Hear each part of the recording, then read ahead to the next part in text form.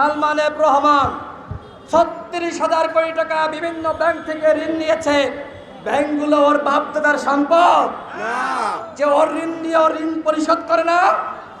মোষ কেটেছে, দাড়ি কেটেছে, চুলে কালি লাগিয়েছে, রক্ষা পেয়েছে বন্ধুগণ।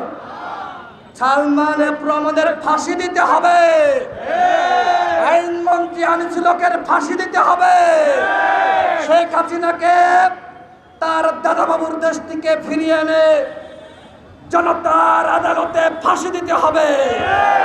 এই ফাঁসি ফাঁসি ফাঁসি চাই।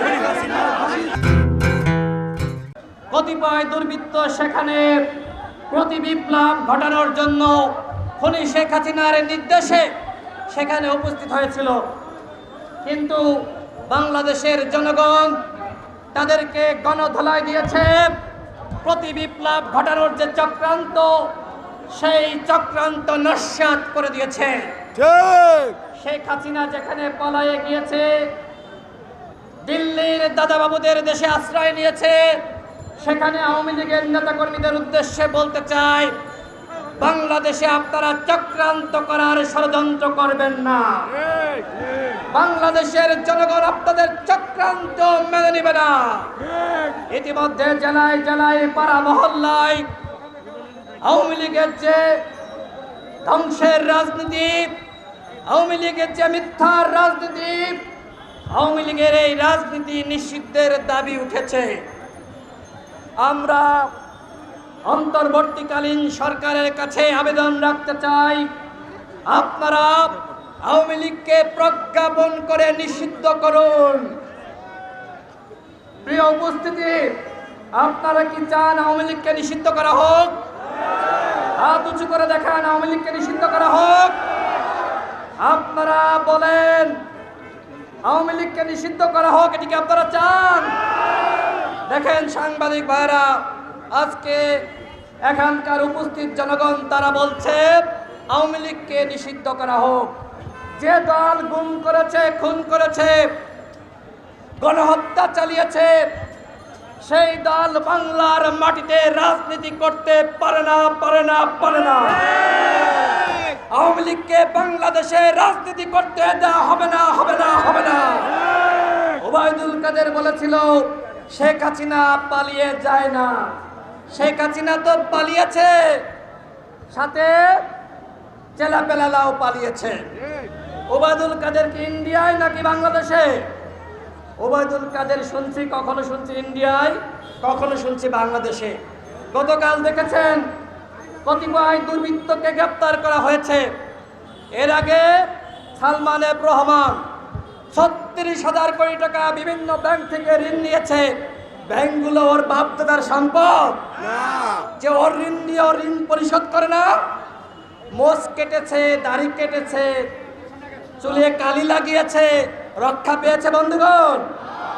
সালমান এফ রহমানের ফাঁসি দিতে হবে, আইনমন্ত্রী আনিসুল হকের ফাঁসি দিতে হবে, শেখ হাসিনাকে তার দাদাবাবুর দেশ থেকে ফিরিয়ে এনে জনতার আদালতে ফাঁসি দিতে হবে।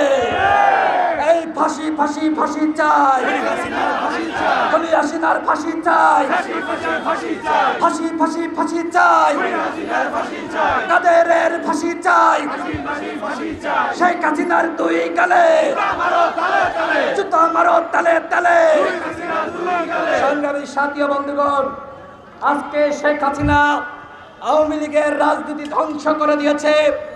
এর আগে এরশাদ 9 বছর জোরপূর্বক ক্ষমতায় ছিল। এরশাদ পালিয়ে যায় নাই, বাপের বেটার পরিচয় দিয়েছে। শেখ হাসিনা শেখ মুজিবের কন্যা হলে বাপের বেটির পরিচয় দিত, বাপের বেটির পরিচয় দিতে পারে নাই। সুতরাং শেখ হাসিনা আজকে এমনভাবে পালিয়েছে। আজকে দেখেন আওয়ামী লীগের সাধারণ কর্মীরা তারা শেখ হাসিনার প্রতি ঘৃণাবোধের জায়গা থেকে আজকে আর মাঠে নামছে না। শেখ হাসিনা ইন্ডিয়ায় বসে যে আহ্বান জানিয়েছিল, সে আহ্বানে আওয়ামী লীগের নেতাকর্মীরা তারা সাড়া দেয় নাই। আওয়ামী লীগের সাধারণ কর্মীদের উদ্দেশ্যে বলতে চাই, আজকে যদি আপনারা শেখ হাসিনার নির্দেশে আপনারা তাণ্ডব চালানোর চেষ্টা করেন, আপনারা সন্ত্রাস করার চেষ্টা করেন, তাহলে একটাও কিন্তু ঘরে ফিরতে পারবেন না। যেমনি ভাবে ধানমন্ডি 32-এ জনগণ গণদোলায় দিয়েছে, আওয়ামী লীগের কর্মীদেরকে রাস্তাঘাটে যেখানে পাবে সেখানে জনগণ গণধোলাই দিবে।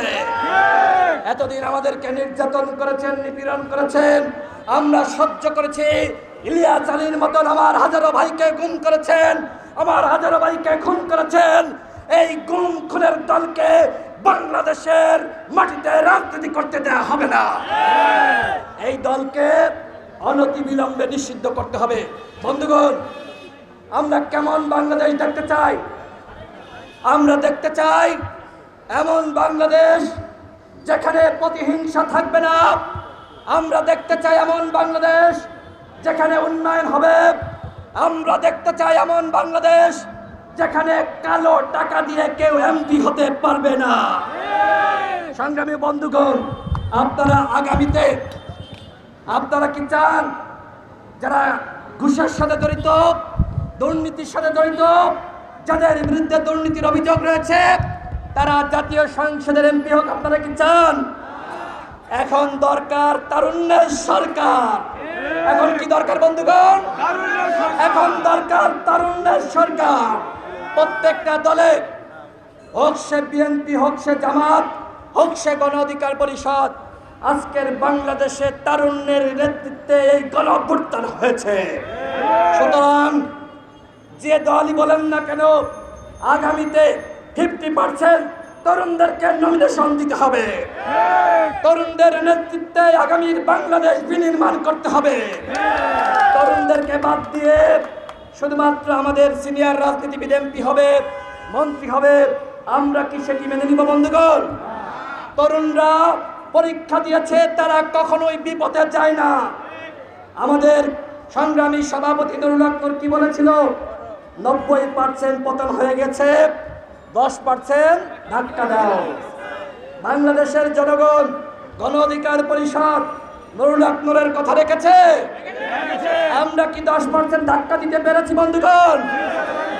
আমরা শপথবদ্ধ ছিলাম শেখ হাসিনার পতন যদি আমরা যতক্ষণ না পর্যন্ত তার পতন ঘটাতে পারি, আমরা কেউ ঘরে ফিরে যাব না। আজকের বাংলাদেশ দ্বিতীয়বারের মতন স্বাধীন হয়েছে, কিন্তু 71-এর পরে যে স্বাধীনতা পেয়েছিলাম, শেখ মুজিবুর রহমান অনেক বড় নেতা ছিলেন, কিন্তু তিনি বাকশাল কায়েমের মাধ্যমে তার পিছনের যে সংগ্রামের ইতিহাস, সেই ইতিহাস বাংলাদেশের মানুষ ভুলে গিয়েছে। শেখ হাসিনা তিনিও বাংলাদেশে অবদান রেখেছেন, কিন্তু গুম খুনের বাংলাদেশ গঠন করার মাধ্যমে, হাজারো মানুষকে গুম খুন করার মাধ্যমে তার ইতিহাস বাংলাদেশ থেকে মুছে গিয়েছে। সুতরাং আজকে কিসের ইতিহাস পালন করতে চান? আজকে আপনারা শোক দিবস পালন করুন। সেটি আমার ভাইকে, মুগ্ধকে হত্যা করা হয়েছে, আমার ভাই সাইদকে হত্যা করা হয়েছে। আপনারা এই শোক দিবস পালন করুন। আজকে বাংলাদেশের জনগণ অন্য কোনো শোক দিবস পালন করতে চায় না বন্ধুগণ। সুতরাং আজকে বাংলাদেশের জনগণ মাঠে নেমে এসেছে। আজকে তারা এই যে অভ্যুত্থান, এই যে মিথ্যা প্রতারণার রাজনীতি, সেটিকে রুখে দেওয়ার জন্য আগামীতে আমরা এমন একটি বাংলাদেশ গঠন করতে চাই যে বাংলাদেশ হবে জনগণের বাংলাদেশ, যেখানে আর কোনো শেখ হাসিনা তৈরি হবে না, যেখানে আর কোনো ওবায়দুল কাদের তৈরি হবে না, যেখানে আর কোনো সালমান এফ রহমানের মতন দরবেশ বাবা তৈরি হবে না। শেয়ার বাজার ধ্বংস করে ফেলা হয়েছে। এ ঝালন দেখেন, পত্রিকার নিউজ, বিভিন্ন ব্যাংক থেকে 50,000 কোটি টাকা লুটপাট করেছে। আজকে দেখেন বসুন্ধরা কোম্পানি, আজকে তারা সব সময় আওয়ামী লীগের সাপোর্ট দিয়েছে। আমরা বলতে চাই এই সকল ব্যবসায়ীদের উদ্দেশ্যে, আপনারা আপনাদের ব্যবসা বন্ধ হোক, সেটি আমরা চাই না, কিন্তু আপনাদেরকে জনগণের কাছে দুঃখ প্রকাশ করতে হবে। আপনারা ভবিষ্যতে আর কোনো ফ্যাসিবাদ কায়েমের জন্য এইভাবে আপনারা আর বিনিয়োগ করবেন না, সেই ওয়াদা জনগণের কাছে আপনাদের করতে হবে। তাহলে জনগণ এই ব্যবসায়ীদেরকে ক্ষমা করবে, অন্যথায় ক্ষমা করবে বন্ধুগণ। আজকে আমরা দেখতে পাচ্ছি বিভিন্ন বিশ্ববিদ্যালয়ের শিক্ষক, আমরা দেখতে পাচ্ছি সুশীল সমাজের কেউ কেউ ইনিয়ে বিনিয়ে আওয়ামী লীগের রাজনীতি যাতে বাংলাদেশে থাকে সেজন্য কথা বলছে। গতকাল গণ অধিকার পরিষদের পক্ষ থেকে আমরা মাননীয় স্বরাষ্ট্র উপদেষ্টার সাথে বৈঠক করেছি। সেখানে আমরা স্পষ্টভাবে বলেছি যে বাহিনীর বিরুদ্ধে গুম খুনের অভিযোগ, র্যাবের নাম পরিবর্তন করতে হবে। আপনারা কি আমাদের এই দাবির সাথে একমত? র্যাবের নাম পরিবর্তন করতে হবে। একই সাথে পুলিশ সহ সকল আইন শৃঙ্খলা রক্ষাকারী বাহিনী তাদের বডি ক্যামেরা ফিট করতে হবে, যাতে করে তারা কি কাজ করছে, কোথায় যাচ্ছে সেগুলো জনগণ এবং সরকার দেখতে পায়। একজন পুলিশ সদস্যের বিরুদ্ধে আর কখনো ঘুষ দুর্নীতির অভিযোগ আসলে তাকে আর পুলিশে রাখা যাবে না। এই পুলিশ বাহিনীকে সংস্কার করতে হবে। আমরা এটি বলে এসেছি। আমরা বলে এসেছি যারা গুম খুনের সাথে জড়িত তাদেরকে অনতিবিলম্বে চাকরিচ্যুত করতে হবে। এই যে সচিব, স্বরাষ্ট্র সচিব জাহাঙ্গীর আলম, তার কবর গতকাল রচনা হয়ে গেছে। আমরা 24 ঘন্টার আলটিমেটাম দিয়েছিলাম। আমরা মাননীয় স্বরাষ্ট্র উপদেষ্টাকে বলেছিলাম তাকে 24 ঘন্টার মধ্যে সরিয়ে দিতে হবে। আমাদেরকে তিনি কথা দিয়েছিলেন এরকম দুর্বৃত্ত যারা আছে তাদের প্রত্যেককে সরিয়ে দিবে। যে কারণে আমরা স্বরাষ্ট্র উপদেষ্টা সহ অন্তর্বর্তীকালীন সরকারের সকলকে ধন্যবাদ জানাতে চাই। এভাবে যারা এই মাফিয়া সরকারকে ক্ষমতায় রাখার জন্য কাজ করেছিল, ওই ইমামের লাশ কবর থেকে প্রয়োজনের হাড্ডি গুড্ডি তুলে এনে বিচার করা উচিত কিনা বন্ধুগণ? সে কি বলেছিল? বাংলাদেশের মেধাকে সে ধ্বংস করেছে। প্রশাসনে আজকে ছাত্রলীগ ক্যাডার লীগকে ঢুকিয়েছিল।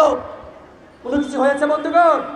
জনগণ যখন খেপে যায়, শেখ হাসিনা পালানোর পথ পায়নি, ওবায়দুল কাদের তো পরের কথা।